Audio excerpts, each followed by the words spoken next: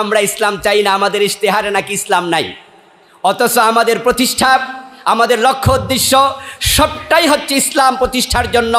তবে আন্তর্জাতিক বিষয়, বর্তমান পরিস্থিতি সবটাকে মাথায় রেখে কর্মসূচি দিতে হয়। আর ইসলাম তো একদিনে নবী মুহাম্মদ সাল্লাল্লাহু আলাইহি ওয়াসাল্লামের জীবনে প্রতিষ্ঠিত হয়নি, সেখানেও 23 বছর লেগেছিল। এই জন্য আমরা যারা এই দেশ ইসলামকে প্রতিষ্ঠার জন্য ছোট্টকাল থেকে আন্দোলন করছি, সেটা আমাদের মাথায় আছে, আমাদের কর্ম সেটাই প্রমাণ করবে।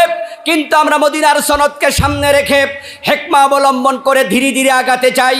নবীজি মুহাম্মদ সাল্লাল্লাহু আলাইহি ওয়াসাল্লামের উপর যাকাত এসেছিল 2য় হিজরিতে, চোরের হাত কাটা এসেছিল 7ম হিজরিতে। ইসলাম এসে আগে দারিদ্রতা বিমোচন করবে, তারপরে চোরের হাত কাটার দিকে যাবে। এই ধীরে ধীরে ইসলামী বিধানগুলো অনুসরণ করা, এটাও একটা হিকমার অংশ।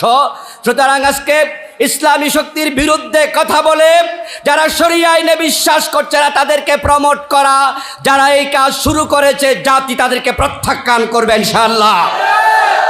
আমরা ইসলামের পক্ষ শক্তির সাথে আগামী 12 তারিখ পর্যন্ত দৃঢ়তার সাথে এদেশের সকল আলেম ওলামা জনতাকে ঐক্যবদ্ধ থেকে কাজ করার জন্য অনুরোধ করছি। এবং যারা এই ফতুয়াবাজি শুরু করেছে, ওদের ফতুয়াকে জাতি প্রত্যাখ্যান করছে এবং প্রত্যাখ্যানের ঘোষণা করে আমি আমার কথা শেষ করছি। আসসালামু আলাইকুম ওয়া রাহমাতুল্লাহি ওয়া বারাকাতুহু।